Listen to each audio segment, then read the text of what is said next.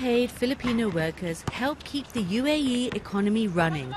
They play a crucial role in the thriving service sector here, while sending most of their money to support family back home. You have a family at home. I have my wife and 2 daughters, and what I do is once I get my salary, part of it goes directly to the Philippines. But it's not easy, and now the stakes of the game have been raised.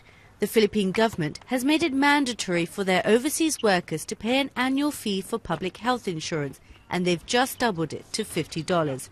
It's causing some to call foul on the government policy.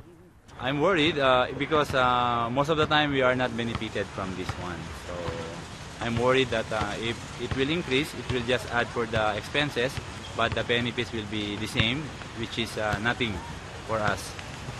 I'll be paying twice for a benefit that I'm not getting fully. If it's still the same service and they're charging us working abroad, I mean, I think it's a bit too much. Money sent home by Filipino workers accounts for almost 10% of the Philippine economy, and the UAE is one of the most desirable destinations as they can make a good wage. However, some overseas workers feel taken advantage of and believe that the state is just trying to cash in on their success.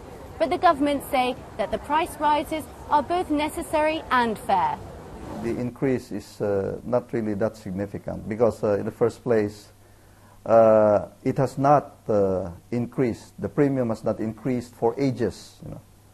I think more than 30 years, or 20 or 30 years, that it has stayed the same. There was a need to increase because, of course, health services, have become, a bit expensive. Oh, you play with your toys! Wow! Okay, so you stay here. But it's little consolation for domestic worker Leilani Limos. She sends the majority of her wages home to support her 3 children, whom she only gets to see once a year. The fee is going to be an extra financial burden, and she says the government health insurance doesn't provide enough cover. We have to send at least 1,000 dirhams or 1,200 dirhams at home, and we have to leave some for ourselves. We need money here for loads, transportation, food, and everything. So, and loans. That's what we do. Have to borrow money. We have to pay that on payday. So we would have to come up with extra. It's like there's no stopping of paying loans whenever you get sick, whenever you get hospitalized. It's because of these concerns that Filipino migrants in Dubai are meeting to plan what can be done to oppose it. Yeah, in Philippines, we have already planning to file a petition in Supreme Court. And here in UAE, we get signatures from our fellow migrants as support to our petition. As of now, there's a lot of corruption in Philippines wherein our government is involved. Just recently, we have lots of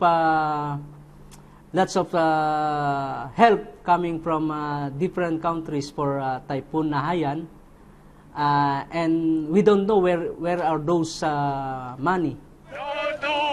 Government corruption is a hot topic in the Philippines, and late last year, tens of thousands took to the streets of Manila to protest against millions of dollars of public funds allegedly going into the pockets of politicians and their associates in so-called pork barrel politics.